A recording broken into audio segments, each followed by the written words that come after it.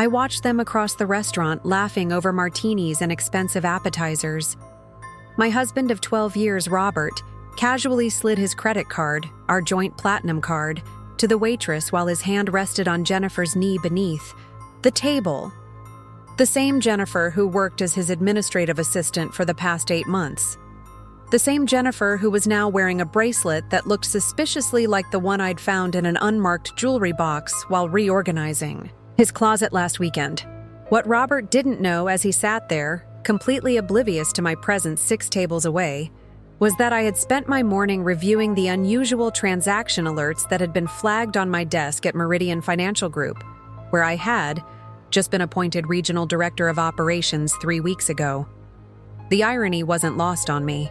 7 years of supporting his career, postponing my own advancement, and here I was, hidden behind a strategically placed ficus plant, watching him wine and dine his 20-something girlfriend with funds from our joint accounts.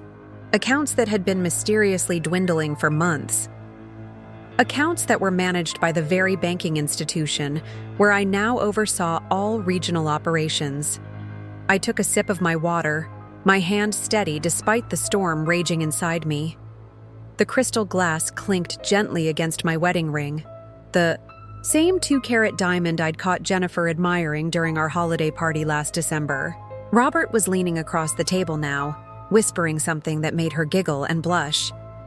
What the blissfully oblivious couple didn't know was that Robert's latest transaction, a wire transfer of $267,000 to an offshore account established in Jennifer's name, had triggered every red flag in our fraud detection system.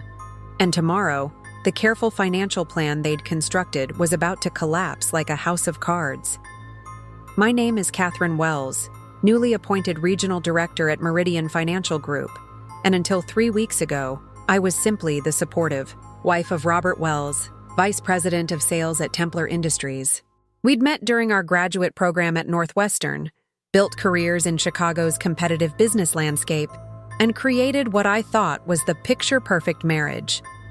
A renovated brownstone in Lincoln Park, immaculate dinner parties for his colleagues, and dreams of starting a family once the timing was right. That timing never seemed to arrive. I signaled to the waiter for my check, conscious of maintaining my inconspicuous position. I'd only stopped at Marcello's for a quick lunch between meetings when I'd spotted them at their corner table. Pure coincidence, though their choice of venue showed remarkable carelessness. This was, after all, only 4 blocks from my office, and a place where we'd celebrated my promotion just weeks ago, the promotion that Robert had surprisingly opposed. "Are you sure you want that kind of pressure, Katie?" he'd asked, concern etched across his features. "The hours will be brutal. What about our plans for starting a family?" The same plans he'd been postponing for years, the same concern that now revealed itself for what it truly was. Fear that my position would give me access to financial transactions he needed to keep hidden. As I signed my receipt, I caught a glimpse of Jennifer's face as she excused herself from the table. Her expression shifted from adoring girlfriend to calculating partner the moment she turned away from Robert. I recognized that look. I'd worn it myself during countless corporate negotiations. This wasn't just an affair. This was a partnership. 5 months ago, I'd noticed the first inconsistencies in our accounts. Small withdrawals at first, explained away as client gifts or business development. Then larger sums vanishing without adequate explanation. When confronted, Robert would kiss my forehead and remind me that finances were his domain, something we'd agreed upon early in our marriage when I was building my career at Meridian. "Trust me, Katie," he'd say. "I'm making some investments that will set us up beautifully." Those investments had culminated in yesterday's wire transfer, carefully timed, I now realized, to coincide with what should have been my business trip to New York. The trip I'd canceled at the last minute due to an emergency meeting with the fraud department. My phone vibrated with a text from Marcus, our head of security. "Confirmed your suspicions. Documentation ready for your review in the morning." I tucked the phone away, paid my bill in cash, and left without looking back at their table. There was preparation to be done. The autumn air felt crisp as I walked the short distance back to Meridian's regional headquarters. A gleaming 40-story building where my corner office on the 32nd floor offered views of Lake Michigan, and, on clear days, the skyline where Robert's office stood. Today, those buildings seemed like artifacts from another life, one that was crumbling with each passing hour. As I passed through the revolving doors, the security team greeted me with the newfound respect my position commanded. "Good afternoon, Director Wells," said James, the head of lobby security who had known me for 7 years, since I was just another ambitious financial analyst. The title still felt foreign, but today it carried a weight beyond professional achievement. Today, it was armor. In my office, I reviewed the morning's findings again. Robert had been careful, but not careful enough. Perhaps he'd grown complacent, believing my trusting nature would continue indefinitely. Perhaps Jennifer had pushed for more aggressive action. Or perhaps, most painfully, he'd simply never respected my intelligence enough to consider that I might discover his scheme. The patterns were clear now.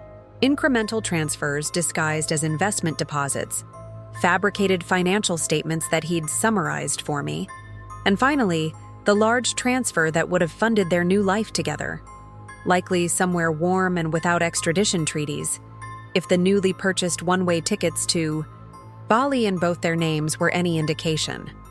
What Robert had failed to calculate, with all his financial maneuvering, was the timing of my promotion, and with it, my access to transaction oversight systems that no ordinary customer would ever see. Systems that had sent those alerts directly to my department 3 days ago, creating the most uncomfortable moment in my professional career as my team realized whose accounts they were reviewing. I met Robert during my second year at Northwestern's MBA program. He was brilliant, charismatic, and seemingly destined for corporate success, the kind of man who commanded attention in any room he entered. I was the analytical type, more comfortable with spreadsheets than networking events, but somehow we balanced each other perfectly, or so I thought. "You handle the financial details, I'll handle the big picture," became Robert's mantra early in our marriage. At first, it seemed like a natural division of labor. Despite my finance background, I was building my career at Meridian, often working 60-hour weeks while Robert established himself at Templar Industries. He managed our personal finances, investments, and retirement planning. I trusted him implicitly. After all, we were building a life together, planning for the same future. After our 5th anniversary, Robert was promoted to sales director at Templar, a position that came with significant travel and entertainment responsibilities. Our joint income had reached a comfortable level, allowing us to purchase our Lincoln Park brownstone and begin serious discussions about starting a family. I'd scaled back slightly at work, preparing for what I thought would be the next chapter in our lives. "Just one more big account," Robert would say whenever family planning came up. "One more promotion, one more bonus cycle." There was always a reason to postpone. Meanwhile, our social life increasingly revolved around Robert's client entertainment and industry events. I played the role of supportive spouse perfectly, intelligent enough to engage with executives, attractive enough to complement Robert's polished image, but never outshining him. It was at one of these corporate functions that I first met Jennifer Liu, Templar's holiday party, 14 months ago. She'd recently joined as an administrative assistant in the sales division, directly supporting Robert and 2 other executives. "Your husband is an amazing mentor," she'd told me, champagne flute in hand, eyes bright with admiration. "He's teaching me so much about corporate strategy." I'd nodded politely, thinking nothing of it. Robert had always enjoyed taking promising employees under his wing. It bolstered his reputation within the company and fed his ego. Jennifer seemed professionally eager, perhaps a little too attentive to Robert, but I dismissed my fleeting concerns as petty jealousy. The changes were subtle at first. Robert began working later, traveling more frequently. His expense reports, which occasionally came to our home address, showed increasing entertainment costs. When I questioned a $600 dinner for client relations, he became uncharacteristically defensive. "Do you realize how much pressure I'm under to close these deals?" he snapped. "I don't question how you handle things at Meridian." It was the first genuine argument we'd had in years, ending with Robert sleeping in the guest room and leaving before dawn the next morning for a last-minute client meeting in Detroit. I called his office that afternoon to apologize, only to learn from a colleague that Robert was in the office all day, no Detroit trip scheduled. That small deception was the first crack in the foundation of trust I'd built our marriage upon. I began noticing other inconsistencies: weekend golf outings with no golf clubs taken, late meetings that couldn't be mentioned in front of his colleagues, texts that would make him step away to answer. Then came the financial discrepancies. Our joint savings account, which had held nearly $300,000 earmarked for a possible vacation property, showed withdrawals I couldn't recall authorizing. When confronted, Robert produced elaborate explanations about investment opportunities too complicated to detail. "It's market timing, Katie. I need to move quickly when opportunities arise. Do you want me explaining derivatives and arbitrage strategies, or do you want me growing our nest egg?" I backed down, ashamed of my suspicions. After all, Robert had an MBA with a finance concentration, just like me. Why wouldn't I trust him with our investments?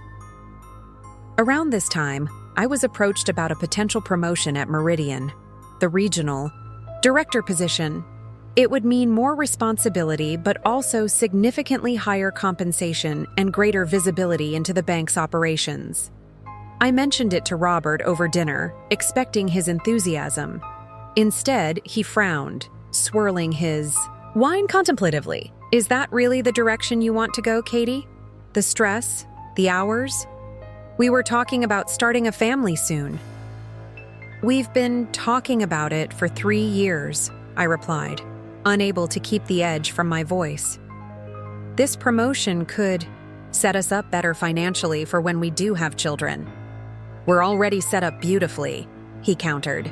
"My investments are performing exceptionally well.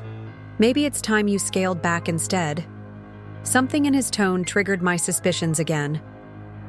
Robert had always been supportive of my career, at least outwardly. This resistance felt out of character, unless he had reasons to fear my increased position at the bank. Despite his subtle discouragement, I pursued the promotion. The interview process was grueling, 6 rounds with increasing levels of executive management, culminating in a presentation to the board about my vision for regional operations. Throughout it all, Robert remained coolly supportive, attending my practice presentations and offering constructive feedback that somehow always emphasized potential failures.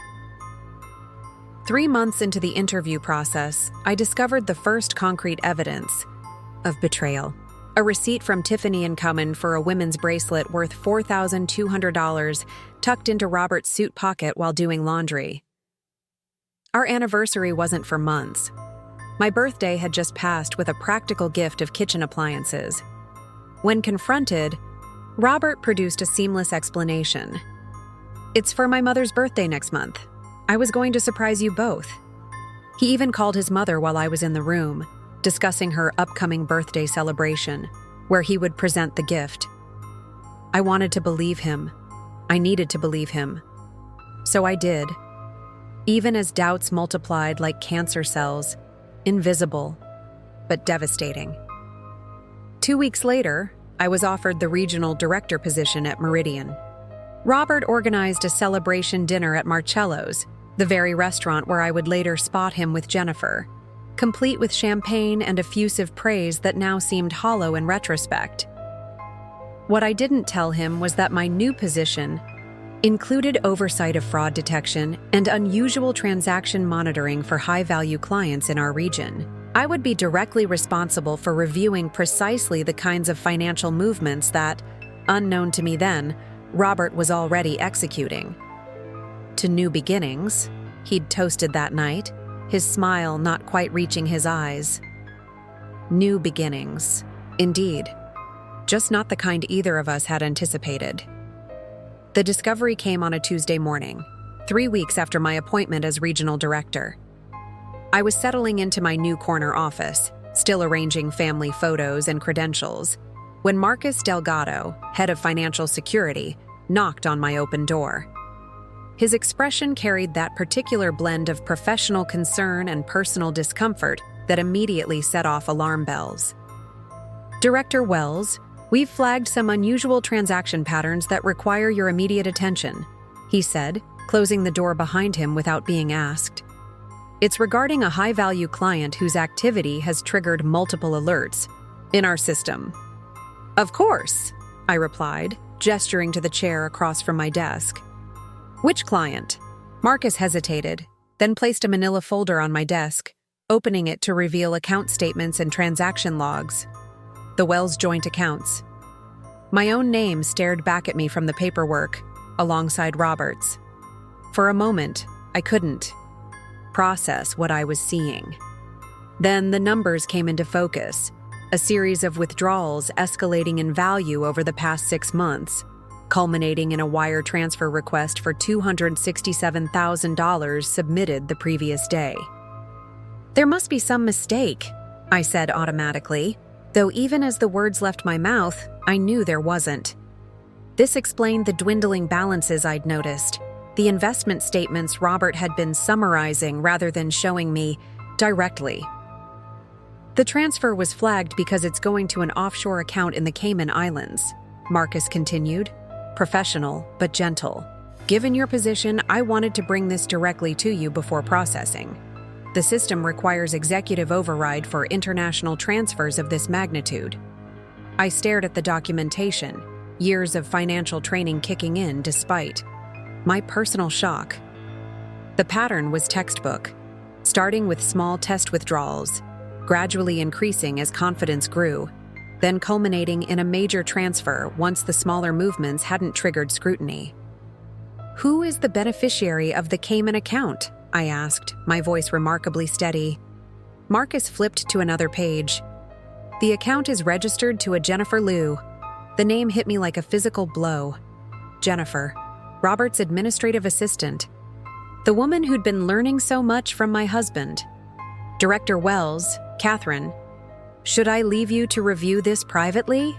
Marcus asked, clearly uncomfortable witnessing what he correctly interpreted as the exact moment my marriage imploded before his eyes.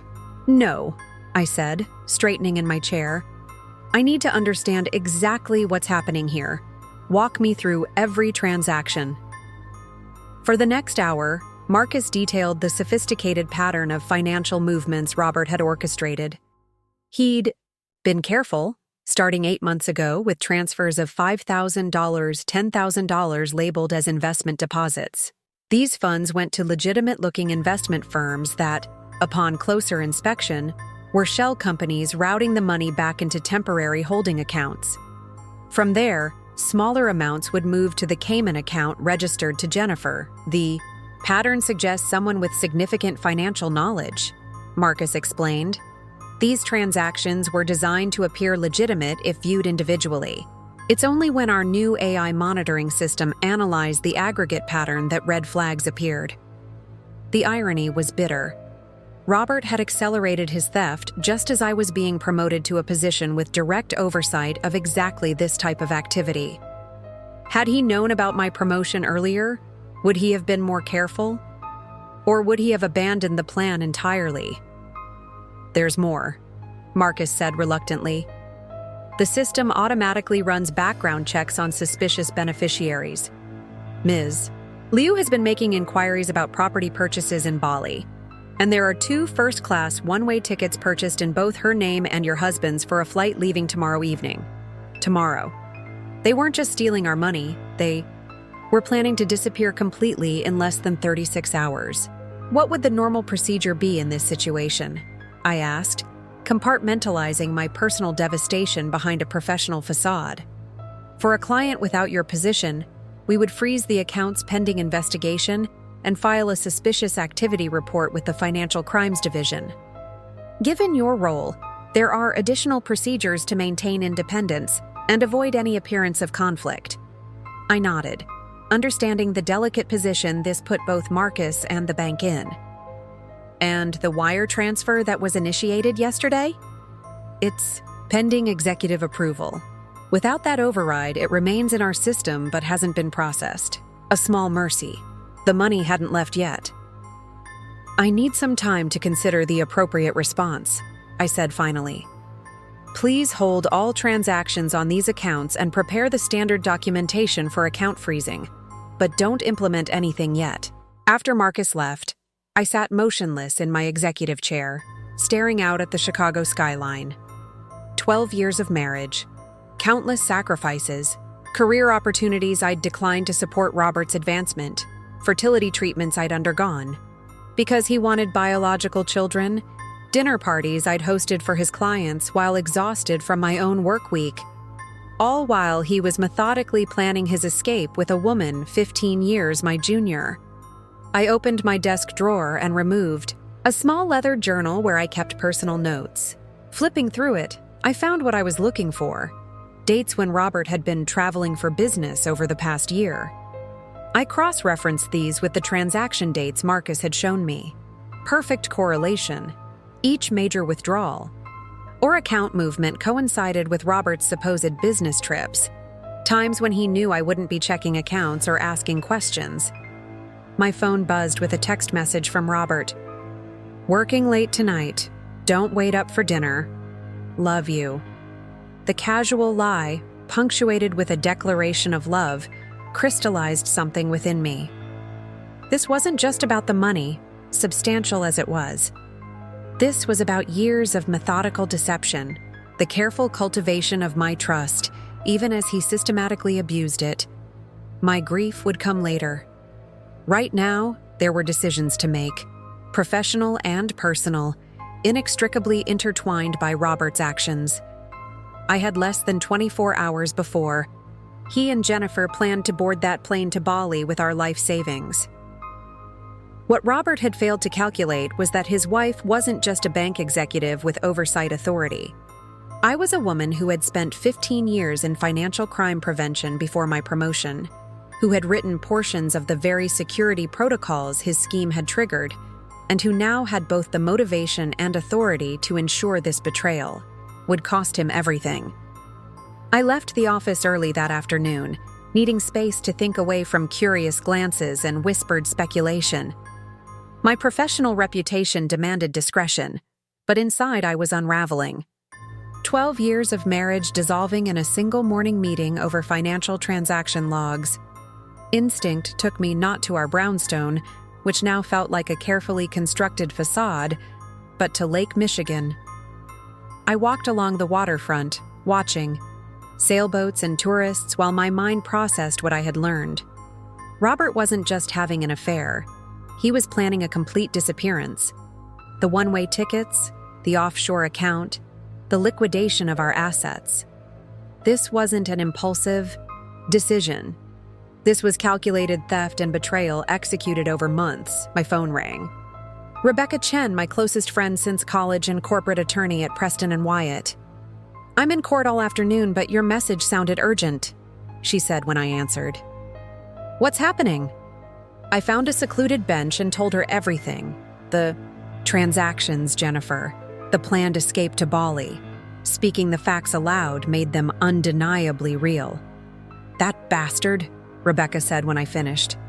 Do you want me to help you file for divorce? I know family law isn't my specialty, but I can. Have paperwork ready by morning. It's more complicated than that, I replied, watching a flock of seagulls squabble over discarded bread crusts. There are legal implications beyond our marriage. This is financial fraud involving international transfers from accounts held at my bank. I have regulatory obligations. Rebecca went silent for a moment. Catherine, you need to be very careful how you proceed. Your position creates potential conflicts of interest. Have you notified the bank's legal team? Not yet. I've only spoken with the head of security. Call your general counsel immediately. Document everything to show you're following proper protocols. The last thing you need is accusation of using your position for personal vengeance, justified as it might be. She was right, of course. As much as I wanted to simply block the transfer and confront Robert, I had professional responsibilities that complicated my response. Any action I took needed to withstand both legal and ethical scrutiny. I ended the call and immediately dialed Eleanor Winters, Meridian's general counsel. She agreed to meet me back at the office within the hour. When I returned to Meridian's headquarters, Eleanor was waiting in my office with Marcus. Both wore expressions of professional concern masking personal discomfort. "Catherine, I'm so sorry you're facing this situation," Eleanor began once the door closed. "Marcus has briefed me on the technical aspects. Let's discuss your options." For the next hour, we outlined the proper protocol. In any other circumstance, with any other client, the process would be straightforward. Freeze the accounts, report, to financial crimes, cooperate with authorities. My position created complications. To avoid any appearance of conflict, you'll need to recuse yourself from direct decisions about these accounts, Eleanor advised. I recommend appointing Marcus as special investigator reporting directly to the board's ethics committee. "What about the pending transfer?" I asked. "It's scheduled for processing tomorrow morning." "Legally, we can delay it based on the suspicious activity flags already in the system," Marcus explained. "But we need to document everything meticulously." Eleanor slid a formal recusal document across my desk. "This protects both you and the bank. It shows you're following proper protocol despite personal involvement." I signed it, transferring official oversight to Marcus while retaining my right to be informed as an account holder. The professional side of this nightmare was being properly managed. The personal side remained entirely mine to handle. "There's something else you should know," Marcus added after I signed. "The transaction history shows a pattern consistent with account testing. Before the major withdrawal attempts began, there were several small transfers to accounts in Jennifer. Liu's name at other banks. Standard checking accounts. Nothing exotic." "Testing to see if I'd notice," I said, understanding immediately. "Most likely. We've identified 3 accounts at different institutions, all opened within weeks of each. Other approximately 8 months ago. 8 months. Exactly when Jennifer had joined Robert's team at Templar. Their plan had been in motion from the beginning." "Do these other accounts show unusual activity?" I asked. "Regular deposits from your joint accounts, labeled as consulting. Fees or investment management. Approximately $3,000 per month each, totaling nearly $75,000 diverted over the past 8 months. Money that could have funded our fertility treatments, which Robert had insisted we postpone for financial reasons just 6 months ago." "One more thing," Marcus said hesitantly. "These smaller accounts show significant retail purchases, luxury goods primarily. Over $30,000 at high-end department stores and boutiques in the past 4 months alone." I thought of my own careful spending, the budget constraints Robert had emphasized when I wanted to renovate our outdated kitchen. Meanwhile, he had been funding shopping sprees for Jennifer with our joint savings.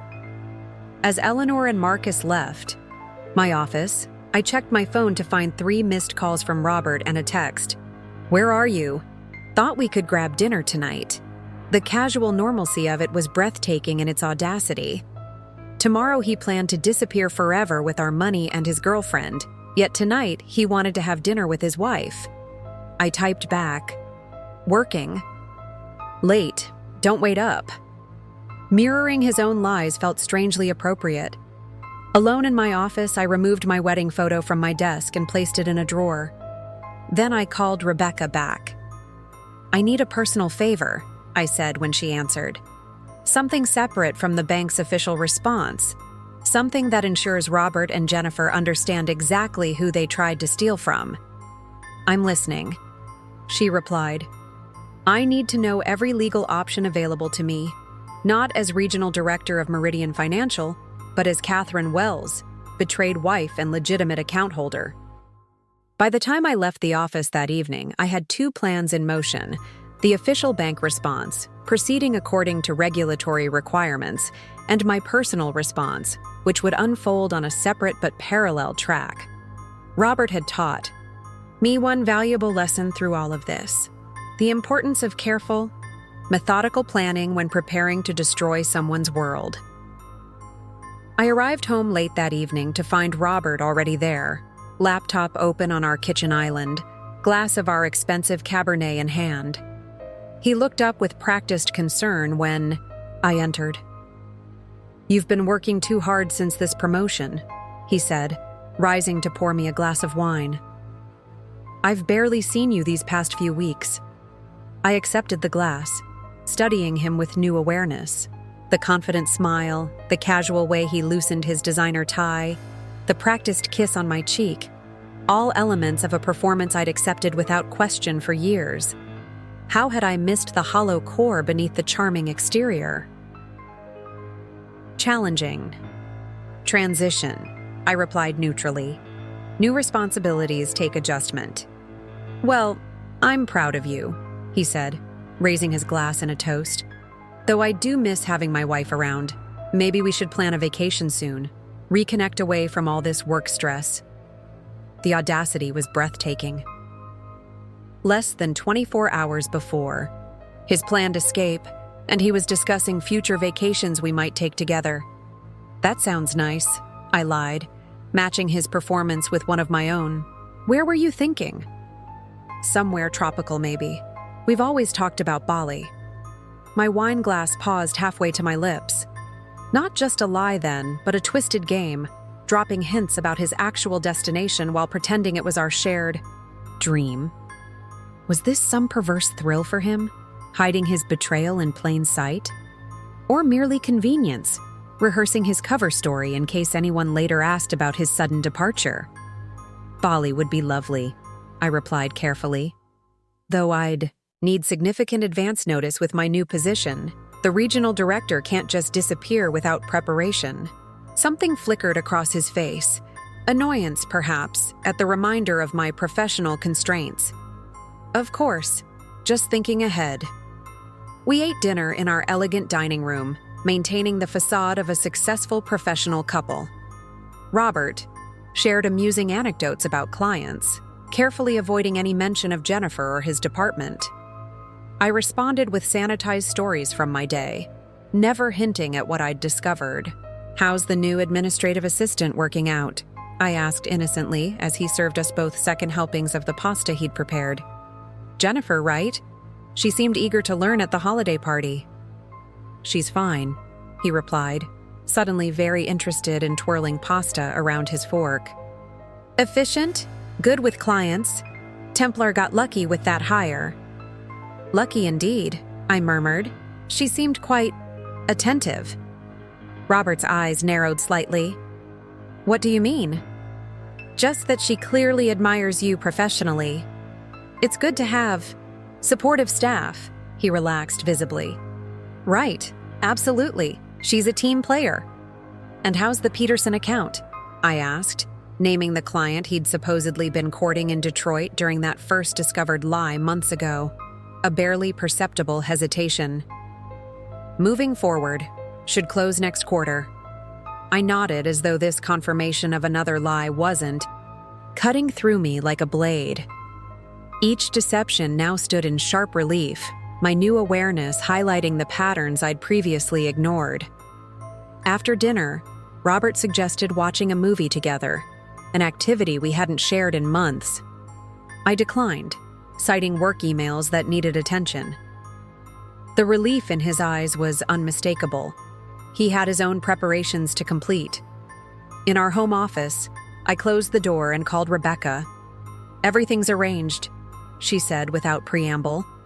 "I've filed the emergency petition with Judge Catalano. He's sympathetic to your situation and has agreed to hear the case first thing tomorrow morning, 9 a.m. sharp."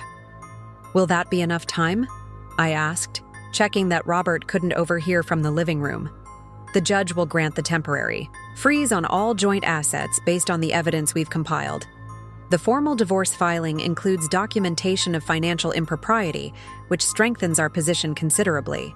Once the freeze is in place, Robert won't be able to access any joint funds, regardless of what happens with the bank's separate proceedings. I glanced at my watch.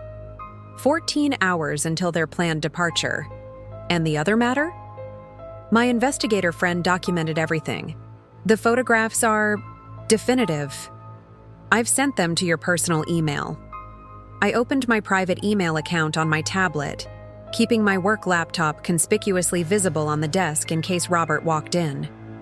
The attached photos showed exactly what I expected: Robert and Jennifer entering an upscale hotel yesterday afternoon, emerging 3 hours later. Additional photos captured their lunch today at Marcello's, including clear images of Robert's hand on her thigh beneath the table.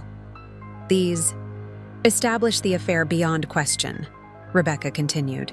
Combined with the financial documentation, we have an airtight case for divorce on grounds of both adultery and financial misconduct. And the restraining order?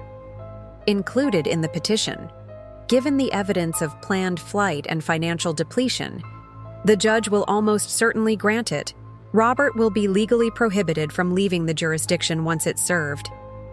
I thanked her and ended the call, then sat motionless, absorbing the reality of what tomorrow would bring. The carefully constructed life I'd believed in would officially end, replaced by legal proceedings and public embarrassment. My tablet pinged with an incoming email from Marcus, confirmation that the bank's ethics committee had approved his temporary oversight of our accounts and formally delayed processing the wire transfer pending investigation. The official machinery was now in motion, separate from my personal legal actions. From the living room, I heard Robert on the phone, his voice too low to distinguish words. Speaking with Jennifer, no doubt, finalizing their escape plans. Plans that would collapse spectacularly in the morning. I prepared for bed with mechanical precision, removing makeup, applying night cream, brushing teeth alongside my husband as we'd done thousands of times before. Robert seemed distracted, checking his phone repeatedly. "Everything okay?" I asked, our eyes meeting in the bathroom mirror. "Just some last-minute work issues," he replied. "Nothing important." In bed, he reached for me, perhaps feeling some need to maintain our marital routine on this final night. I turned away, claiming a headache. He didn't persist, seeming almost relieved as he turned off his bedside lamp. I lay awake in the darkness, listening to Robert's breathing as it eventually settled into the rhythm of sleep. Beside me rested a stranger wearing my husband's face, someone capable of methodical betrayal conducted over months, someone who could look into my eyes and lie without hesitation, someone who had planned to abandon me without explanation or goodbye. My alarm was set for 5:30 a.m. I would be gone before Robert woke, already at the courthouse when Rebecca filed our emergency petitions. By the time he realized something was wrong, it would be far too late to salvage his carefully constructed escape plan. Outside our bedroom window, Chicago's lights glittered across the darkness. Somewhere in that urban landscape, Jennifer was probably packing for their new life together, imagining tropical beaches and luxury funded by my years of financial prudence and trust. Tomorrow would bring a very different reality for both of them. I slipped out of bed at 5:30 a.m., while Robert remained deeply asleep. He'd always been a heavy sleeper, especially after drinking wine. Last night, I'd made sure to pour generously whenever his glass approached empty. The morning carried an unusual stillness, as though the world itself was holding its breath before the coming storm. I dressed methodically in one of my most imposing professional outfits, a charcoal Armani suit, crisp white blouse, and the pearl necklace my grandmother had left me. Armor for the battle ahead. Before leaving, I placed a single item on my pillow, my house key, removed from my keyring. No note, no explanation. Just the solitary key that would raise questions when Robert eventually woke. The streets were nearly empty as I drove downtown, dawn just beginning to illuminate Chicago's skyline. I arrived at Rebecca's law firm by 6:30 a.m., where she was already waiting in the lobby, a substantial portfolio of documents under her arm. "Everything's ready," she said, escorting me to a conference room where breakfast and coffee had been arranged. Judge Catalano agreed to see us at 7:30 instead of 9. I have a process server on standby to deliver the restraining order and asset freeze to Robert and a second server for Jennifer. "What about the bank proceedings?" she asked as we reviewed the final paperwork. "The ethics committee convenes at 8. They'll formalize the rejection of the wire transfer and initiate the formal fraud investigation. Marcus is handling everything to ensure proper protocol." "Perfect timing," Rebecca said. "The legal proceedings will hit simultaneously with the bank's actions. Neither Robert nor Jennifer will have any avenue to access those funds." At 7:15, we left for the courthouse. Judge Catalano, known for his efficiency and no-nonsense approach, had agreed to hear our emergency petition in his chambers before regular court sessions began.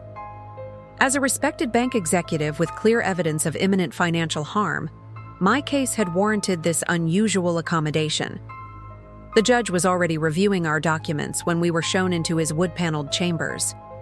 A man in his 60s, with silver hair and penetrating eyes, Judge Catalano had a reputation for fairness tempered with little patience for deception. "Mrs. Wells," he greeted me, gesturing for us to sit. "I've reviewed your petition and supporting evidence. This appears to be a clear case of financial misconduct and attempted asset depletion." For the next 20 minutes, he asked pointed questions about the evidence, the timeline of discovery, and the imminent nature of the threat. Rebecca presented bank records, flight confirmations, and the surveillance photos establishing the affair. At 8:10 a.m., Judge Catalano signed the emergency orders, a comprehensive asset freeze covering all joint accounts and properties, regardless of financial institution, and a restraining order preventing Robert from leaving the jurisdiction. He also signed temporary orders granting me exclusive use of our primary residence and vehicles. Given the evidence of premeditated financial misconduct, I'm also ordering an emergency forensic accounting of all marital assets, the judge added, signing a final document. Mr. Wells will be required to provide complete financial records dating back 3 years. As we left the courthouse, I checked my phone to find a text from Marcus. "Ethics Committee unanimous. Transfer denied. Full investigation initiated. Account access restricted pending further notice." Rebecca squeezed my arm. "How are you holding up?" I considered the question seriously. How was I feeling? Beneath the professional exterior, emotions churned like a violent sea: betrayal, anger, grief, vindication. Yet strangely, a profound sense of clarity dominated. "I'm proceeding," I answered finally. "One step at a time." Rebecca nodded, understanding. That survival mode left little space for emotional processing. That would come later. "The process servers?" I asked. She checked her phone. "Team 1 is positioned near your home, waiting for confirmation that Robert is awake and present before serving the papers. Team 2 is at Templar Industries, ready for Jennifer." "I'd like to be there," I said. "Not when the papers are served, but after. I want to see his face when he realizes what's happening." Rebecca frowned. "Catherine, that might not be wise. The confrontation could get ugly." "It's not about confrontation," I clarified. "It's about reclaiming my space. I won't be driven from my own home, skulking away while he carries on. I need to stand my ground." After a moment, she nodded. "I understand. But I'm coming with you, and we'll have the server wait nearby in case things escalate." We arrived at a coffee shop 2 blocks from my brownstone at 9:15 a.m. From this distance, I couldn't see my home, but I could watch the process servers approach through a tracking app Rebecca had arranged. My phone buzzed with a call from Robert. I showed Rebecca the screen, but didn't answer. "He's awake," I said. A second call followed immediately, then a text. "Where are you? We need to talk." The urgency likely stemmed from finding my key, rather than any awareness of the legal machinery now in motion. The process server's dot on the tracking app moved toward our address. At 9:27, Rebecca's phone rang. "They've made contact," she reported, after a brief conversation. "Papers served successfully. Robert Wells is officially notified of all orders." I took a deep breath, then gathered my purse and stood. Then it's time. We drove the short distance to my home in silence. As we pulled up, I could see Robert through the front window, pacing frantically, phone pressed to his ear. Even from outside, his agitation was palpable. "Ready?" Rebecca asked as we approached the door. I nodded, then used my remaining key to unlock the door to my own home. Robert spun toward the sound, his expression shifting from desperation to shock as he saw me enter with Rebecca. "Catherine!" he exclaimed, lowering his phone.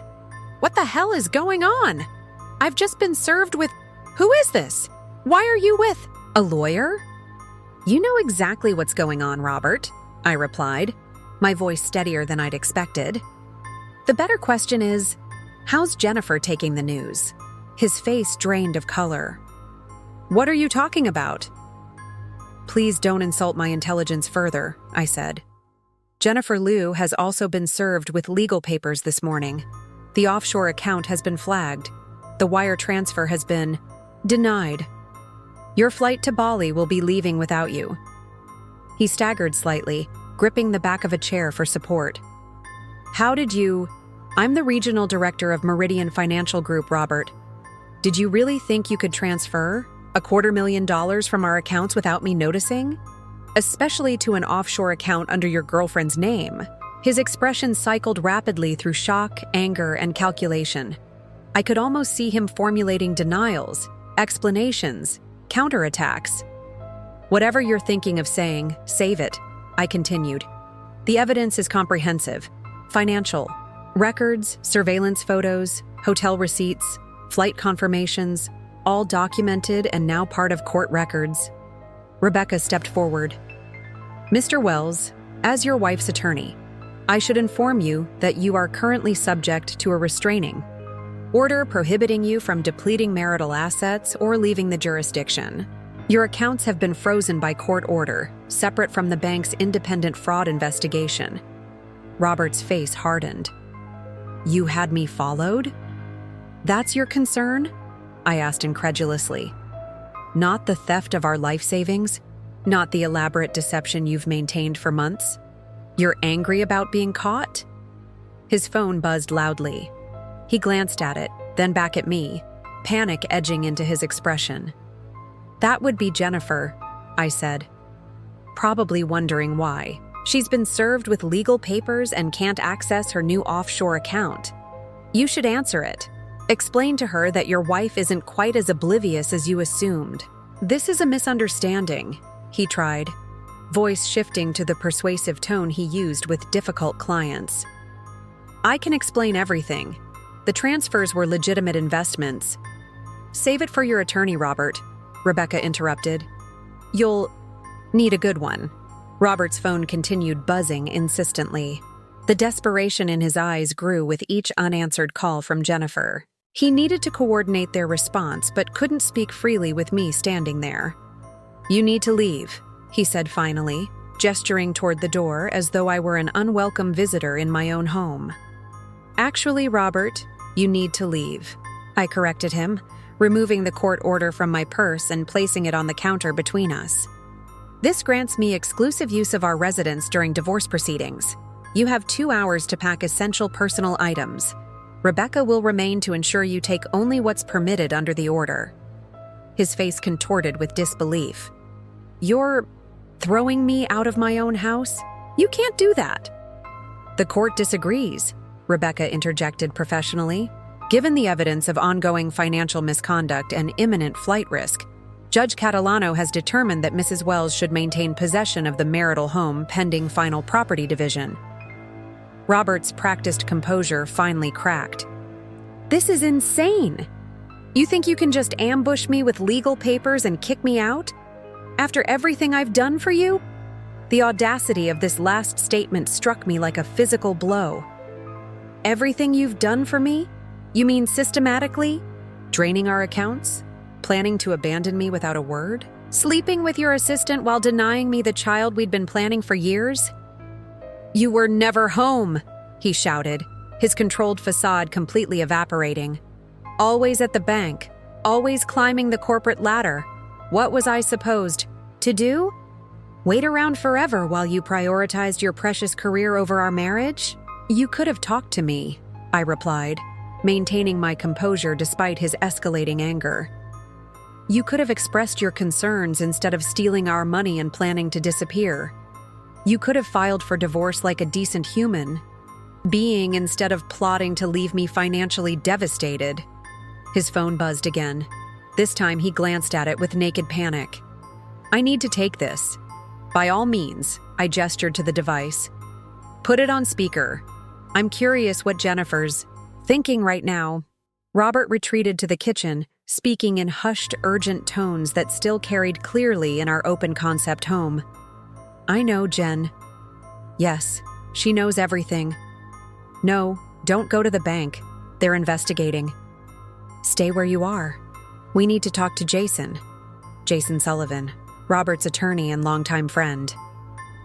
I caught Rebecca's eye and nodded slightly. We'd anticipated this move. In fact, we'd counted on it. Robert returned, his expression more controlled but tension radiating from every movement. "This vindictive stunt won't work, Catherine. Jason will have these ridiculous orders overturned by noon." "Jason Sullivan has already recused himself from representing you," Rebecca informed him calmly. "He was notified of the potential ethical conflicts given his prior legal work for both you and Mrs. Wells. He also serves on Meridian's External Legal Advisory Committee, which creates additional conflicts given the pending financial investigation." This news visibly staggered Robert. He'd lost his legal ally, his financial escape plan, and his home in a single morning. 2 hours, Robert," I repeated. "Take your clothes and personal items. Everything else stays until the court determines proper distribution." As though summoned by the unfolding drama, my phone rang with Marcus Delgado's number displayed.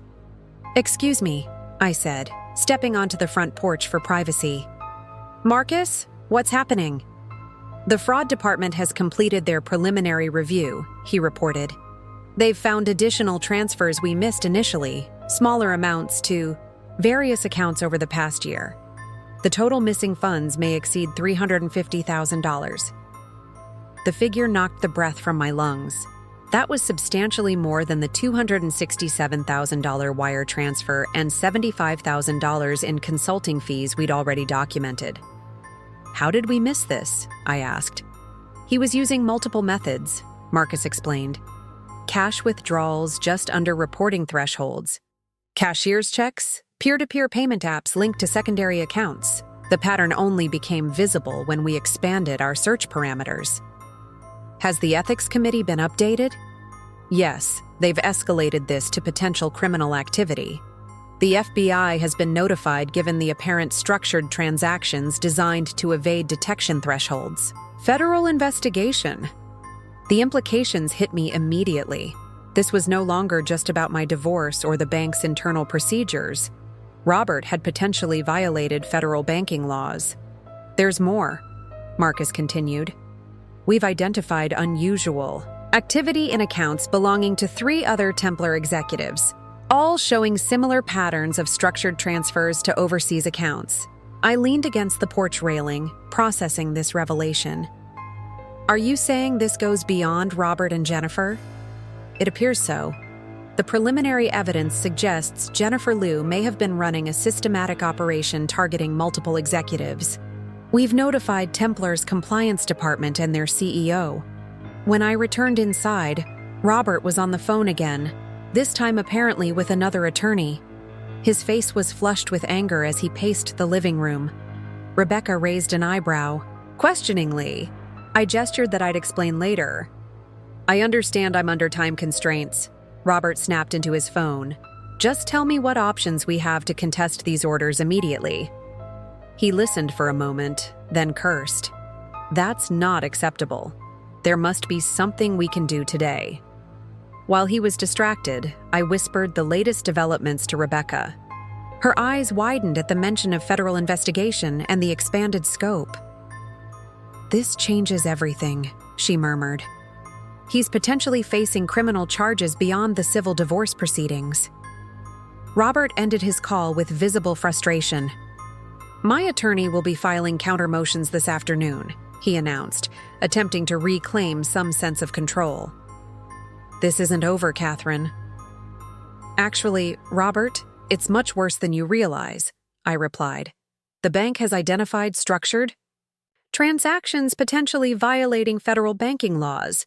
The FBI has been notified." His face went completely white. That's absurd. I haven't violated any laws. Transactions structured specifically to avoid reporting requirements. Multiple cash withdrawals just under $10,000. These are textbook examples of illegal structuring under federal law. "You're just trying to scare me," he said, but his voice lacked conviction. "The evidence suggests this goes beyond just you and Jennifer," I continued. "Other Templar executives appear to be involved. The company has been notified." This news seemed to genuinely shock him. "Other executives? That's impossible. Jennifer wouldn't—" He stopped abruptly, realizing he'd just implicitly confirmed Jennifer's involvement in financial impropriety. "Wouldn't what, Robert? Wouldn't target multiple wealthy executives simultaneously? Wouldn't coordinate a larger financial scheme? Because the transaction records suggest otherwise." For the first time, uncertainty crept into Robert's expression. The possibility that he might be just one of several marks clearly hadn't occurred to him. "You should call Jennifer again," I suggested. "Ask her about Charles Whitman and Gregory Pierce." The names of two other Templar vice presidents triggered visible recognition. Robert's hands trembled slightly as he processed the implications. "She was hired specifically to gain access to executives with significant personal wealth," I continued. "Her selection of targets wasn't random or emotional. It was calculated." Robert's phone buzzed with a text. He checked it, then looked up with an expression of dawning horror. "Templar's security just escorted Jennifer from the building," he said hollowly. "They've seized her computer and files." "They're likely preserving evidence," Rebecca noted. "Standard procedure when financial crimes are suspected." Another text arrived, prompting a groan from Robert. "The CEO wants to see me immediately." He looked up, desperation replacing anger. "Catherine, you have to help me explain this. Tell them I wasn't involved in any larger scheme." The request was so absurd I almost laughed. "You want me to help? You? After what you've done?" "It wasn't supposed to be like this," he insisted.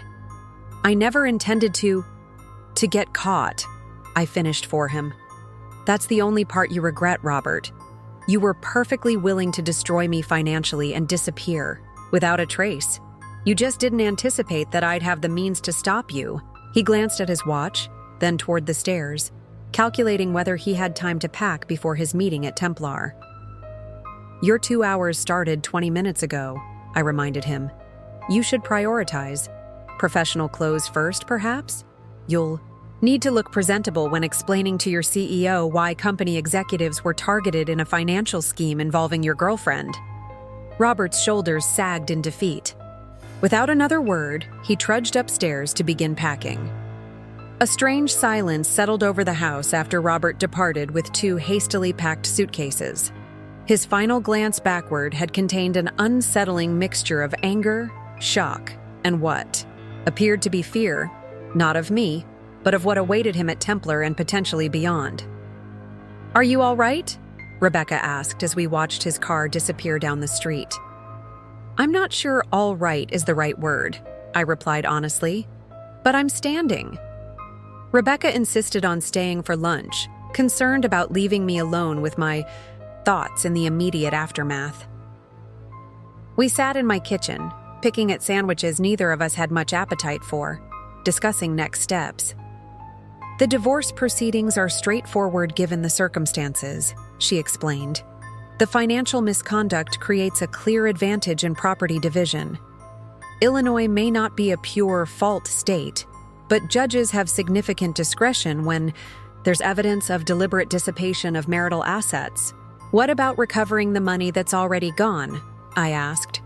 The forensic accountants will trace everything. What we can document, we can potentially recover. The offshore accounts complicate things, but given Jennifer's legal jeopardy, she may become cooperative to mitigate her own exposure. My phone buzzed with a text from Marcus, CEO of Templar, requesting urgent meeting with bank representatives regarding potentially compromised executive accounts. Available this afternoon? I showed Rebecca the message. This is getting bigger by the hour, she observed. Are you prepared to face Robert in a professional setting so soon? I don't have much choice. This involves multiple bank clients potentially victimized in a significant fraud scheme. My professional responsibilities don't disappear because my husband is involved. After Rebecca left, I changed into fresh professional attire and drove to Meridian's headquarters. The security team greeted me with their usual professionalism, though I caught subtle glances of concern. Word of the morning's events had clearly spread through the bank's internal grapevine. Eleanor. Winters, our general counsel, was waiting in my office alongside Marcus. Templar's CEO and their legal team will be here at 3, Eleanor informed me. They're understandably distressed. 3 senior executives potentially compromised, along with significant corporate financial information Jennifer Liu may have accessed. What's our position? I asked, transitioning fully into my professional role. We've prepared a complete briefing on the accounts we've identified and the patterns of suspicious transactions, Marcus explained. The Ethics Committee has authorized full disclosure to Templar regarding their affected employees, while maintaining appropriate confidentiality around your personal situation. Which will be challenging, Eleanor noted carefully. Given that, your husband is one of the individuals involved. I appreciated her tactful phrasing. I understand. I'll recuse myself from any direct discussion of Robert's accounts, but I need to be present as regional director for the broader conversation about potential fraud targeting multiple Templar executives. Eleanor nodded approval. That's the approach we've prepared for. Marcus will lead the technical presentation on the accounts and transaction patterns. I'll handle any legal questions. You'll address the institutional response and client protection measures. The Templar delegation arrived precisely at 3. CEO Maxwell Green, their general counsel Barbara Hendricks, and their chief security officer James Wilson.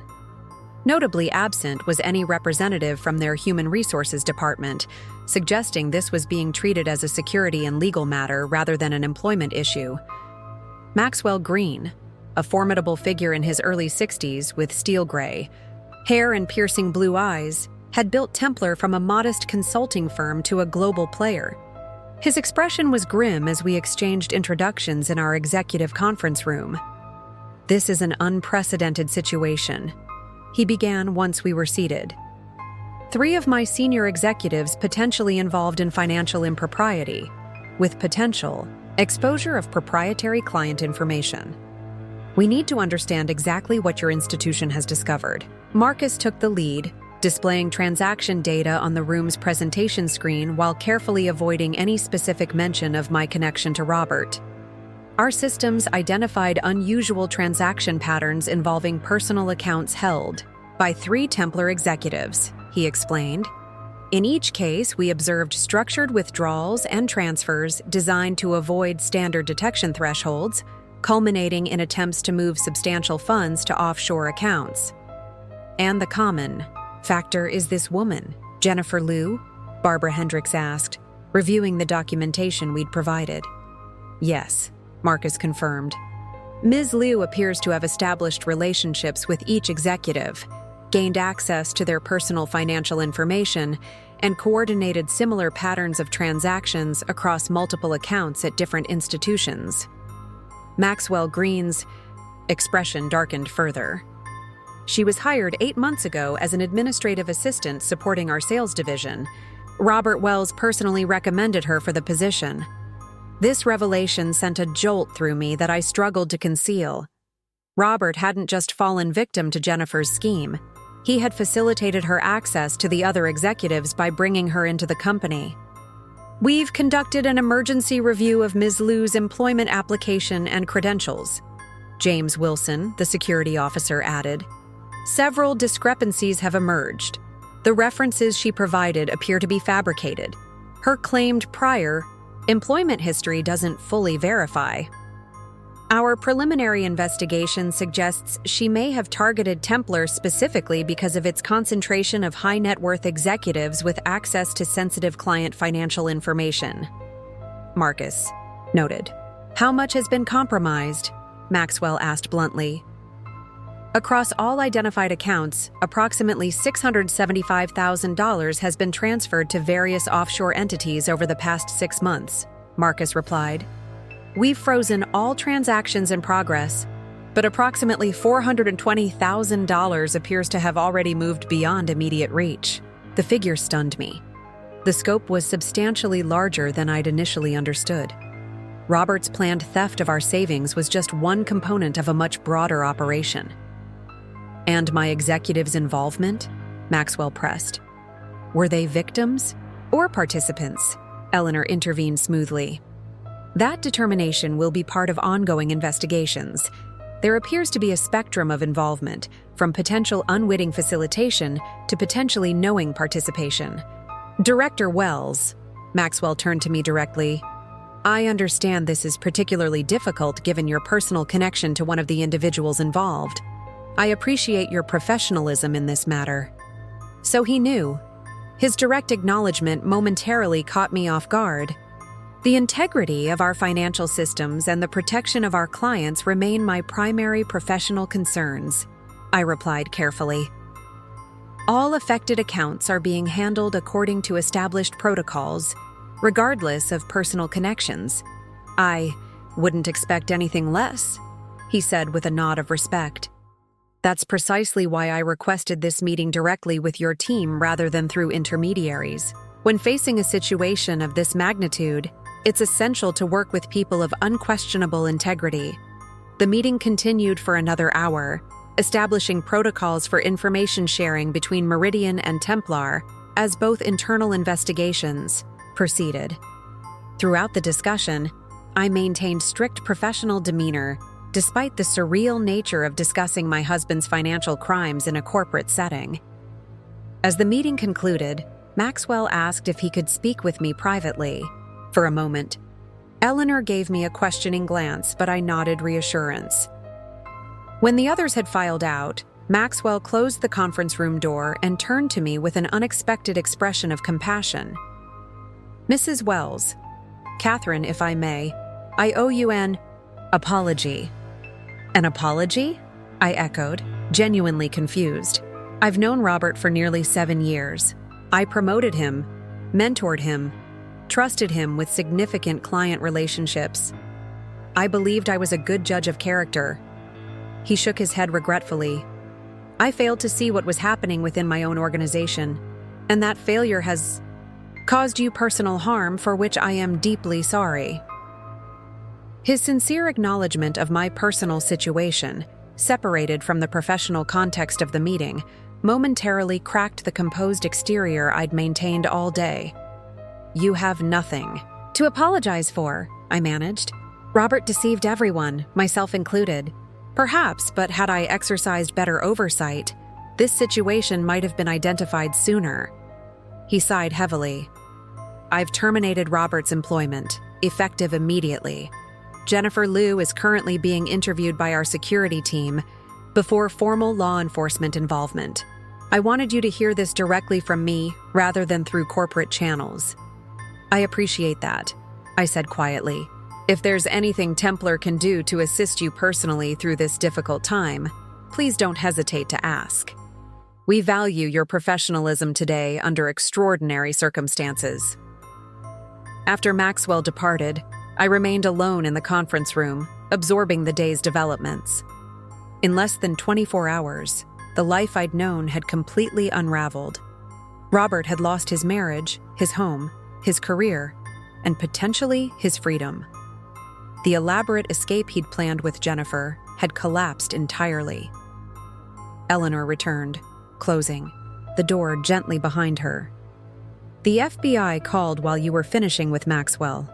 They're opening a formal investigation into structured transactions and potential wire fraud. They'll want to interview you tomorrow." I nodded, too emotionally exhausted to register much reaction to this latest development. "Go home, Catherine," she advised kindly. "You've done everything necessary for today. The bank's response is proceeding appropriately. Take some time for yourself now." Home. The concept suddenly seemed strange and untethered. The brownstone I'd shared with Robert now felt like a museum of deception. Every room, every piece of furniture, every shared photograph holding memories now tainted by knowledge of his betrayal. Yet I had nowhere else to go, and running away felt too much like what Robert and Jennifer had planned to do. I would face this directly, in the home I'd helped build, surrounded by the remnants of the life I'd thought we shared. I returned to an empty house that evening, the silence both oppressive and liberating. Without Robert's presence, the space felt hollowed out, yet somehow more authentically mine.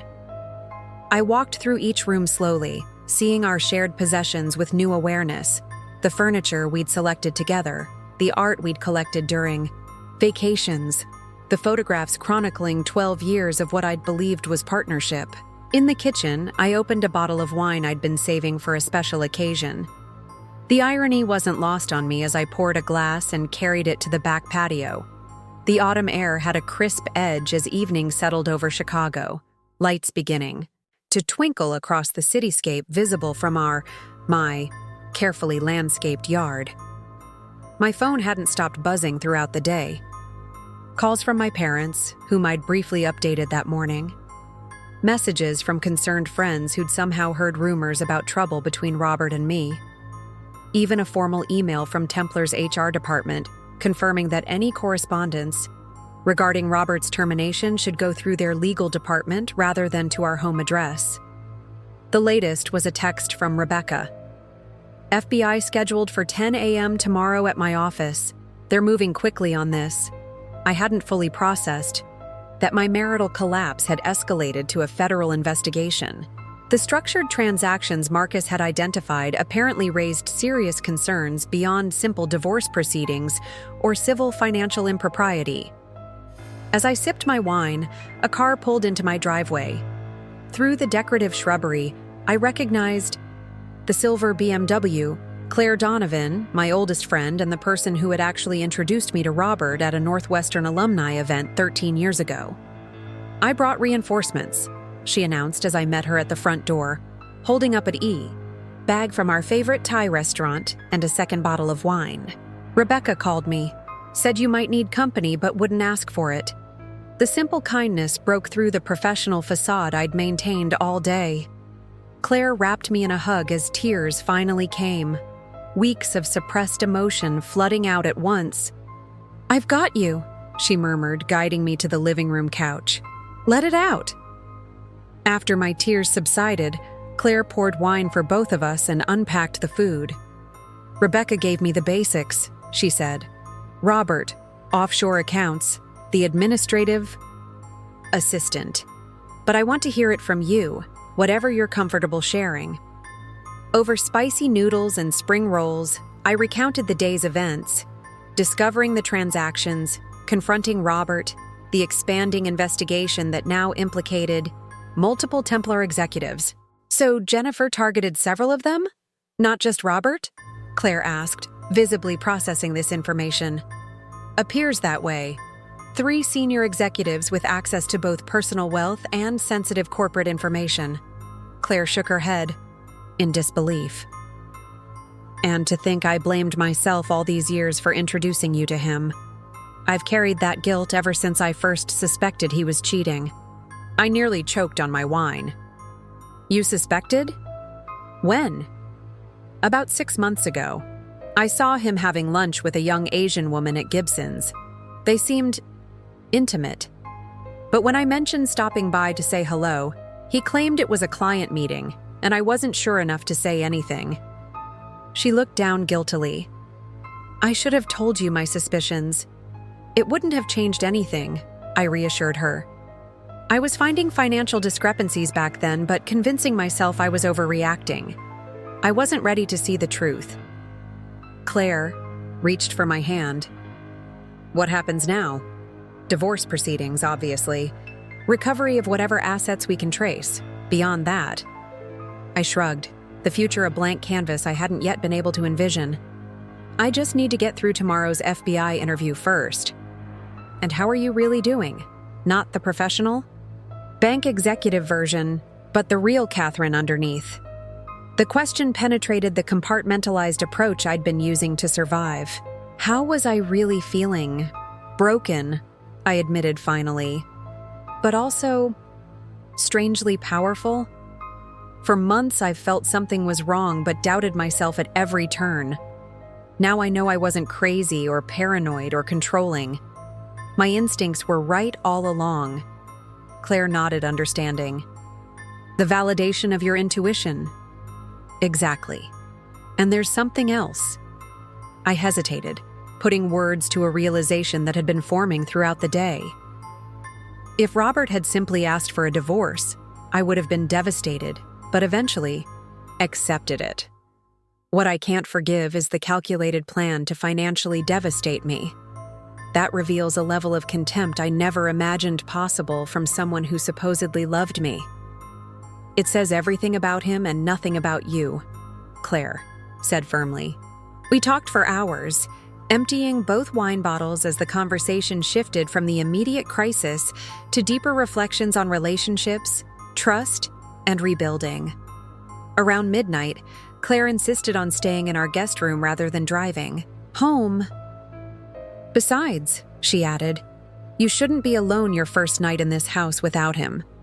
I slept fitfully, waking several times from dreams where I was searching through empty rooms for something undefined yet precious that had been stolen. Each time I'd orient myself, remember the day's events, then eventually drift back into restless sleep. Morning arrived with gray skies and light rain, appropriate weather for my mood as I prepared for the FBI interview. I chose another impeccable, professional outfit, armor against vulnerability as much as a statement of competence. Claire made coffee and insisted I eat something despite my lack of appetite. You need your strength today, she said, pushing toast and scrambled eggs toward me. This is a marathon, not a sprint. Rebecca met us at her office building's lobby at 9:45. 2 agents will be conducting the interview, she explained as we rode the elevator to her firm's floor. Special Agent Thomas from Financial Crimes and Special Agent Patel from their Corporate Fraud Division. They've been briefed on the basics, but want to hear directly from you about when and how you discovered the transactions. The agents were already waiting in Rebecca's conference room when we arrived. Agent Thomas was an older white man with a methodical demeanor and precise language. Agent Patel was a younger South Asian woman with sharp eyes that seemed to catalog every detail. Mrs. Wells, Agent Thomas began after introductions, we appreciate your willingness to speak with us today. We understand this is both a professional and deeply personal matter for you. I'll cooperate fully, I replied, both as Regional Director of Meridian Financial and as an account holder who's been victimized. For the next 2 hours, I walked them through every detail, when I'd first noticed financial discrepancies, how I'd discovered the full extent of the scheme after my promotion, the evidence of coordination between Robert and Jennifer, and the subsequent revelations about other Templar executives. Agent Patel took detailed notes while occasionally asking clarifying questions. And before your promotion to regional director, you had no access to the specialized monitoring systems that would have flagged these transactions, correct? As a standard account holder, I would only see completed transactions on monthly statements. The structured withdrawals were designed specifically to avoid triggering standard automated alerts. And your husband was aware of your pending promotion? Agent Thomas asked. Yes, though he initially discouraged me from pursuing it, which suggests he understood the risk it posed to his activities, Agent Patel noted. As the interview continued, it became clear that the FBI was constructing a case that extended well beyond simple marital asset dissipation. Their questions increasingly focused on Jennifer Liu's background, her access to corporate information at Templar, and potential connections to international entities. Based on our preliminary investigation, Agent Thomas said, Ms. Liu appears to have used similar techniques with previous employers in Boston and San Francisco. We believe this may be part of a larger organized effort targeting executives with access to both personal wealth and proprietary corporate information. This revelation stunned me. You're saying Jennifer has done this before? That this is a pattern beyond just Templar? We have strong evidence suggesting Ms. Liu operates as part of a network, Agent Patel confirmed. Her role is to establish positions within target companies, identify vulnerable executives, and facilitate both financial extraction and potential corporate espionage. Corporate espionage. The implications were staggering. This wasn't just about stealing our savings. It potentially involved theft of Templar's client information and proprietary data. And Robert's role in this? I asked, dreading the answer. The agents exchanged glances before Agent Thomas responded carefully. That remains under investigation. At minimum, Mr. Wells facilitated Ms. Liu's access to Templar by recommending her hiring. Whether he was a knowing participant in the larger scheme or became involved after being targeted himself is still being determined. As the interview concluded, Agent Thomas handed me his card. We'll need to speak again as our investigation progresses. In the meantime, if you recall any additional details or receive any contact from either Mr. Wells or Ms. Liu about these matters, please call me directly. Rebecca walked the agents out, leaving me alone in the conference room to process this latest development. Robert might be involved in something far more serious than I had initially imagined. Not just the theft of our personal funds, but potentially corporate espionage with international connections. When Rebecca returned, her expression was grave. The agents shared something after you stepped out. They've placed a flag on your name in their system. What does that mean? It means they're concerned about potential retaliation. If Jennifer Liu is indeed connected to an organized network, engaged in corporate espionage, there could be people who view you as a threat to their operation. The implication sent a chill through me. Until now, I'd been focused on the personal betrayal and financial impact. The possibility of actual danger hadn't factored into my thinking. Are they suggesting I need protection? I asked. They've increased patrols near your home as a precaution, Rebecca confirmed. Nothing specific has been threatened, but they believe it's prudent given what they know about similar cases. I glanced out the window at the rain-slicked streets of Chicago below, suddenly seeing potential threats in every shadowed doorway and passing car. The sense of control I'd begun to reclaim started slipping away under this new reality. What happens now? I asked, echoing Claire's question from the previous night, but with a heavier weight of uncertainty. Now, Rebecca said, gathering her papers purposefully, we make sure you're protected, legally, financially, and physically. We keep moving forward one step at a time. The next 3 weeks unfolded in a blur of legal proceedings, investigative meetings, and attempts to maintain some semblance of normalcy at work. The story had inevitably leaked to financial circles. 3 Templar executives implicated in a fraud scheme involving a regional bank director's husband created too much gossip to contain completely. Fortunately, the corporate communications teams at both Meridian and Templar had coordinated their responses, focusing on the institution's swift actions to identify and address the improprieties while respecting the privacy of those involved. Hadn't seen or spoken directly to Robert since the morning I'd evicted him from our home.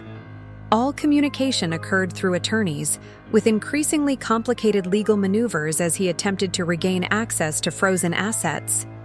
Rebecca assured me his efforts were futile given the overwhelming evidence, but the constant legal volleys were emotionally draining nonetheless. Jennifer Liu had been taken into custody 3 days after our initial discovery, charged with multiple counts of wire fraud and identity theft.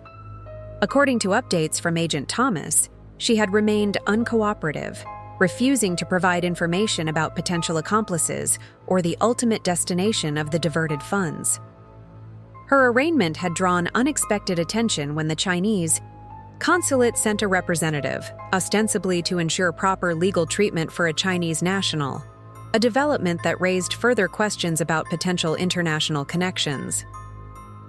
On a rainy Thursday morning, I arrived at Meridian to find Marcus waiting by my office door, his expression suggesting news requiring privacy. Once inside with the door closed, he placed a folder on my desk.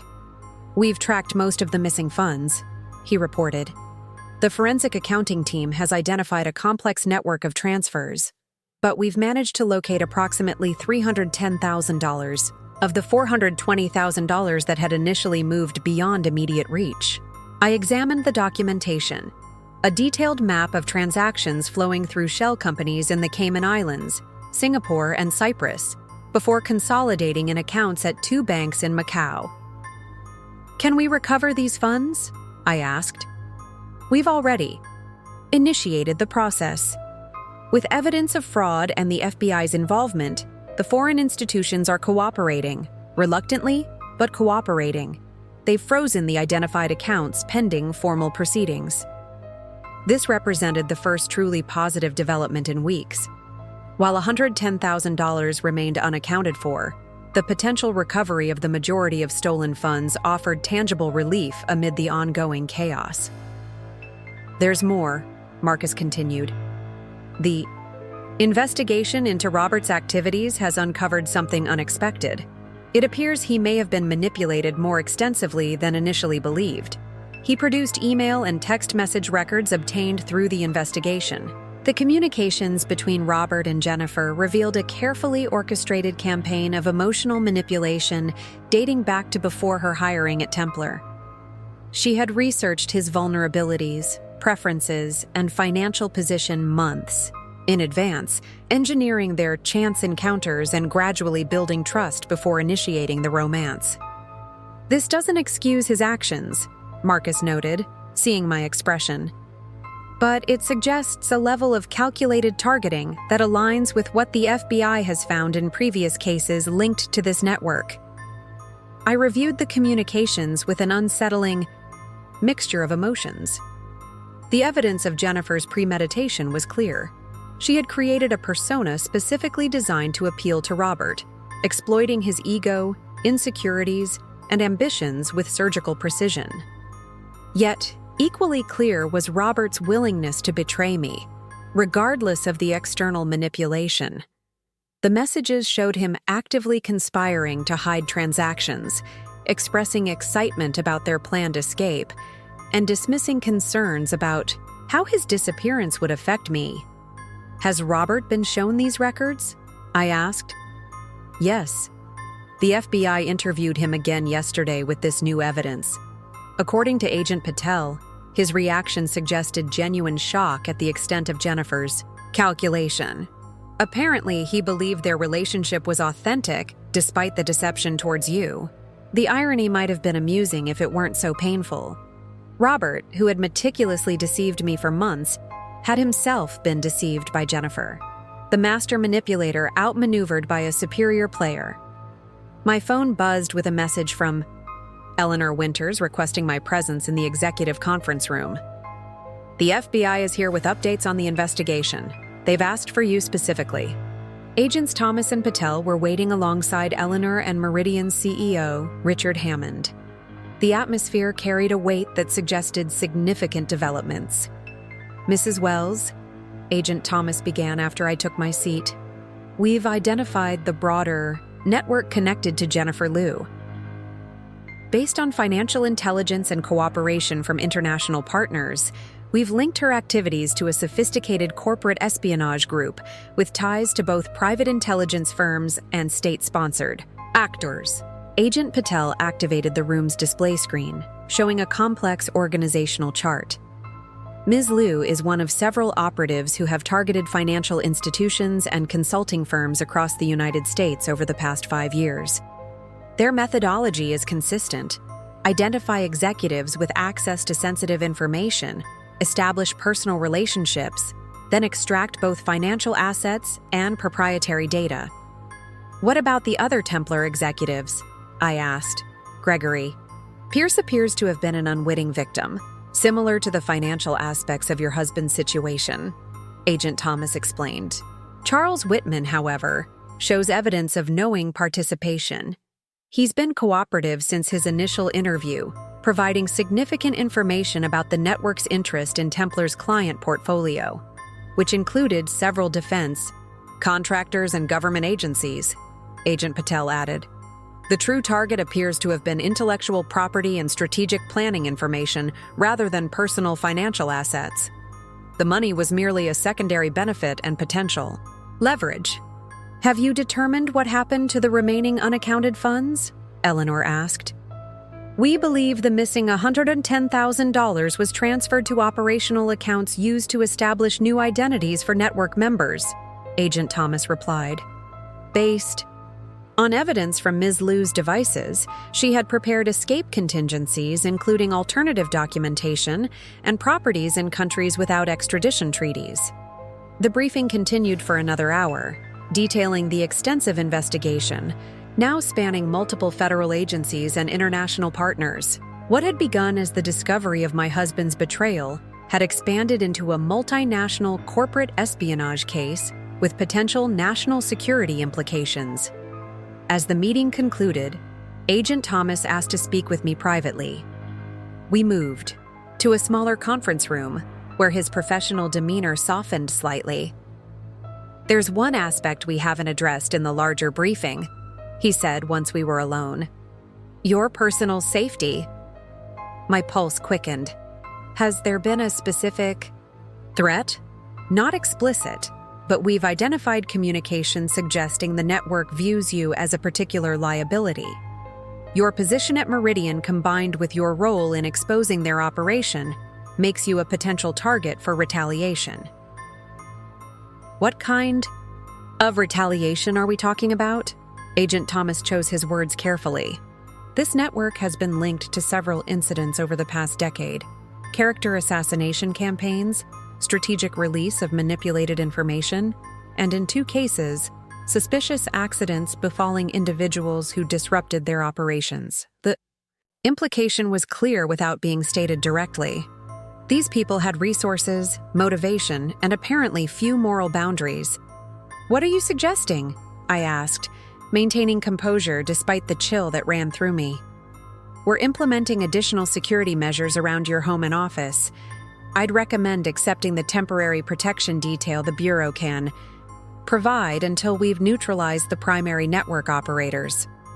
I thought of my brownstone, my office, my gradually rebuilding life, all now potentially unsafe due to circumstances I'd never chosen or imagined. When will that be? We've identified the key principles and expect to execute coordinated enforcement actions within the next 7 to 10 days. Until then, vigilance is essential. After Agent Thomas departed, I remained in the conference room, staring out at the Chicago skyline.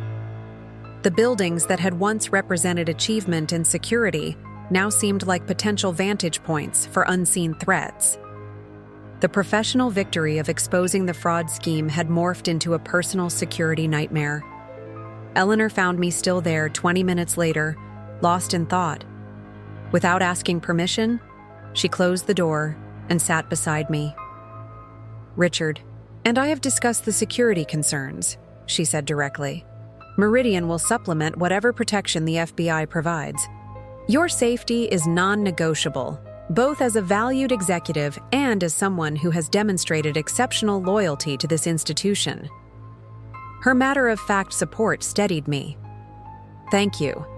I didn't anticipate any of this when I first noticed those transaction patterns. Few would have had the courage to proceed as you did, especially given the personal complications. The board has taken note of your handling of this situation. Eleanor's words lingered with me as I adjusted to my new reality. For the next week, I lived in a strange limbo, professionally respected, yet personally vulnerable. FBI agents shadowed me discreetly, maintaining surveillance on my home and accompanying me during my commute. Meridian's security team implemented enhanced protocols at the office, restricting floor access and monitoring all visitors with unprecedented scrutiny. The protection felt simultaneously reassuring and suffocating. My life had narrowed to carefully secured spaces and pre-approved movements, a gilded cage constructed for my safety. Each morning, I would scan my surroundings with newfound vigilance, searching for unfamiliar faces or vehicles that might signal danger. Each evening, I returned to a home that no longer felt like a sanctuary, but rather a fortress I retreated to out of necessity. Robert attempted to contact me repeatedly during this period, his messages forwarded through Rebecca with increasing desperation. His initial legal posturing had given way to pleas for conversation, for understanding, for some acknowledgement that 12 years couldn't simply vanish despite his betrayal. I maintained my silence, not out of cruelty, but self-preservation. Whatever explanation or justification he sought to offer would change nothing about our present circumstances. On a Tuesday morning, exactly 5 weeks after I'd discovered the fraudulent wire transfer, everything changed. I arrived at Meridian to find Richard Hammond waiting in my office alongside Eleanor and Marcus. "It's happening today," Richard said without preamble. "The FBI operation. They're executing simultaneous arrests across 3 countries." Marcus slid a tablet toward me, displaying a secure communication from Agent Thomas. "Operation underway. Primary targets in custody. Will update directly. Maintain security protocols until confirmation received. They've apprehended the network principals in Hong Kong, Vancouver, and Singapore," Eleanor explained. "Coordinated with local authorities to ensure no warning reached secondary operatives." "And Jennifer?" I asked. "Transferred to a federal facility. Yesterday in preparation," Marcus replied. They anticipated she might be extracted or silenced if the network learned of the planned operation. The day unfolded in a strange haze of anticipation and dread. I attended scheduled meetings, reviewed departmental reports, and signed off on operational decisions while constantly checking for updates from Agent Thomas. My security detail remained vigilantly present, showing no relaxation of protocols, despite the promising developments. At 4:17 p.m., my secure phone, provided by the FBI, buzzed with an incoming call from Agent Patel. "All primary targets secured," she reported crisply. "No casualties. Evidence recovery proceeding at all locations. Preliminary assessment indicates operational documentation intact, including personnel records and financial ledgers." "What does this mean for the security concerns?" I asked directly. "We're maintaining protective details until we fully assess the network's reach, but the immediate threat has been substantially reduced.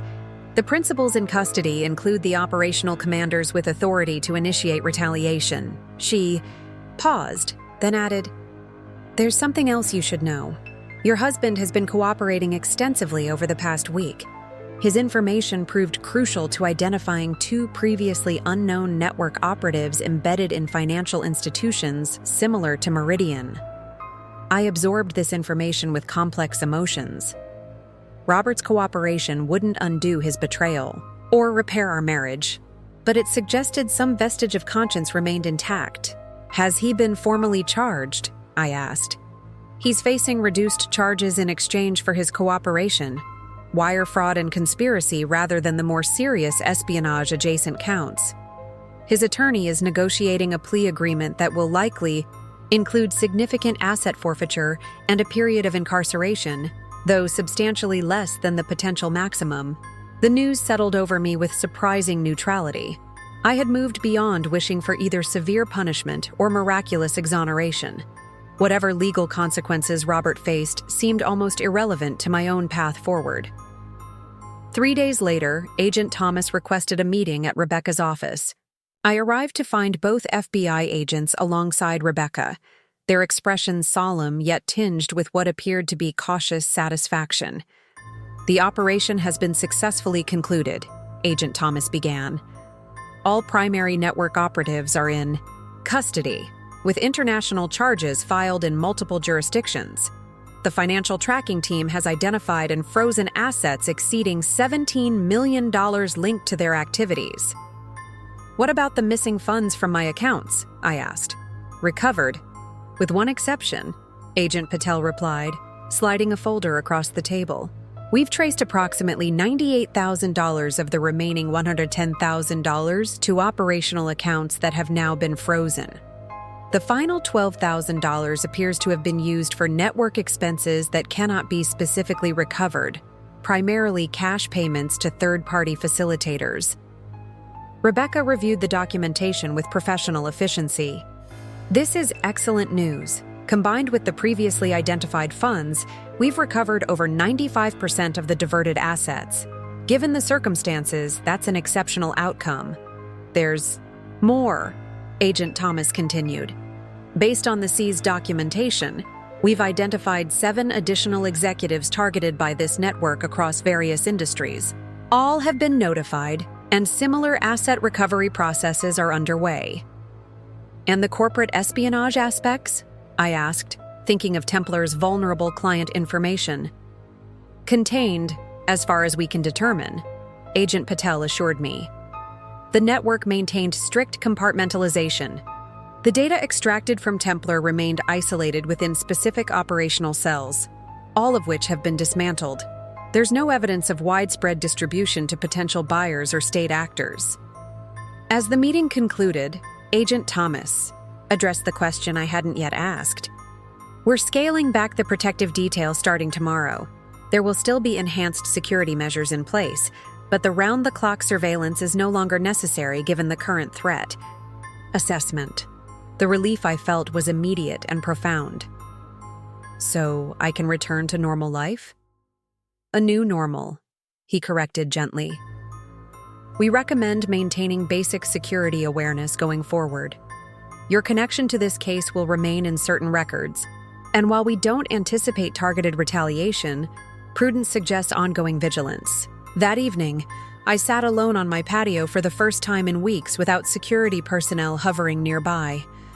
The autumn air had turned decidedly cooler, Chicago's skyline glittering against the early darkness of approaching winter. I wrapped myself in a cashmere throw that had been a gift from Robert 3 Christmases ago, the soft fabric carrying memories that no longer held the power to wound deeply. My phone buzzed with a text from Rebecca. Judge finalized the asset division today. House is officially yours alone, along with recovered funds and 65% of remaining joint assets. Robert's attorney has accepted terms without contest. Another chapter closed, another piece of the past resolved and filed away. The divorce would be finalized within weeks, the legal entanglements dissolving far more quickly than the emotional bonds had formed. A separate message arrived from Maxwell Green. Board-approved special compensation package recognizing your handling of the situation. Details forthcoming from HR. Position as permanent regional director confirmed unanimously. Dinner next week to discuss expansion of your portfolio if amenable. Professional validation that once would have been shared with Robert over celebratory champagne now arrived in solitary contemplation. I found myself unexpectedly comfortable with this solitude, recognizing it not as isolation, but as independence reclaimed. The following morning, I arranged to meet Claire for breakfast at our favorite cafe, my first truly normal social outing in weeks. As I prepared to leave, a courier arrived with a small package requiring signature. Inside, I found a sealed envelope marked with the Federal Detention Center's return address. Robert's handwriting was instantly recognizable. The confident strokes and precise formation that had once signed anniversary cards and love notes now confined to prison stationery. Catherine, words are wholly inadequate, yet they're all I have to offer. I won't ask for forgiveness, as I understand it isn't mine to request. What I did to you, the deception, the theft, the betrayal of everything we built together, remains unforgivable regardless of circumstance. I wanted to believe Jennifer represented some grand passion worth sacrificing everything for, but the truth revealed through FBI interviews is far more pathetic. I was selected because I fit a profile: financially successful, professionally connected, and harboring the particular vanity of a middle-aged man susceptible to attention from a younger woman who seemed to value my opinions and accomplishments. The investigators showed me how meticulously they studied my patterns, preferences, and vulnerabilities before Jennifer ever accidentally bumped into me at that industry conference. What I mistook for chemistry was calculated manipulation. What I interpreted as spontaneous connection was scripted interaction based on surveillance data. None of this excuses my choices. I alone bear responsibility for betraying you, for violating the trust you placed in me, for attempting to steal what we had built together. Whatever psychological buttons Jennifer pushed, I remained the one who chose repeatedly to lie to the woman who had stood beside me for 12 years, my attorney tells me. The plea agreement will likely include 36-48 months in federal custody. It seems simultaneously excessive and insufficient. Too much time to contemplate my failures, yet not nearly enough to balance the damage inflicted. The financial penalties will leave me with virtually nothing upon release, another fitting consequence. I cannot reasonably protest. I'm cooperating fully not from hope of leniency, but because it's the solitary constructive action available to me. The investigators tell me this information may help protect others from similar schemes, a small redemptive act amid otherwise irredeemable choices. You may wonder why I'm writing when you've made it clear communication isn't welcome. Perhaps it's selfish. One final attempt to explain myself, to be heard, to leave something other than betrayal as our last exchange. Or perhaps it's recognition that closure, even painful closure, serves us both better than unresolved silence. I wish you every happiness and success in the life you build forward from here. You deserved far better than what I became. Robert. I folded the letter carefully and returned it to its envelope, then placed it in my desk drawer alongside the divorce paperwork. Neither forgiveness nor continued anger seemed necessary responses. Robert's words were simply information to be acknowledged and filed away, relevant to understanding the past, but not determinative of my future. As winter settled over Chicago, I gradually rebuilt my life on new foundations. The brownstones sold quickly in early December, allowing me to purchase a lakefront condominium that carried no memories of my former marriage. Meridian's board approved my expanded regional role, adding institutional client services to my portfolio and a corresponding increase in compensation that reflected their confidence. The FBI maintained occasional contact, providing updates as the international case progressed through various legal systems. Jennifer Liu eventually accepted a plea agreement in exchange for detailed testimony about the network's operations. Robert received a 42-month sentence with eligibility for early release based on his continued cooperation, an outcome I registered, with neither satisfaction nor disappointment. On New Year's Eve, 6 months after discovering the fraudulent wire transfer that had unraveled my marriage and previous life, I hosted a small gathering in my new home. Claire was there with her husband. Rebecca had brought her partner, and several Meridian colleagues rounded out the intimate group. As midnight approached, we gathered on my balcony overlooking the frozen expanse of Lake Michigan. Glasses of champagne raised toward the skyline. To endings and beginnings, Claire proposed as our toast. And to truth, I added, watching fireworks illuminate the night sky. However painful its discovery, the crystal flutes clinked together, the sound clear and perfect in the winter air. Beyond the horizon, invisible but certain, morning waited to arrive. Another day, another opportunity, another step forward into whatever life would become. For the first time in months, I found myself genuinely curious rather than apprehensive about what awaited.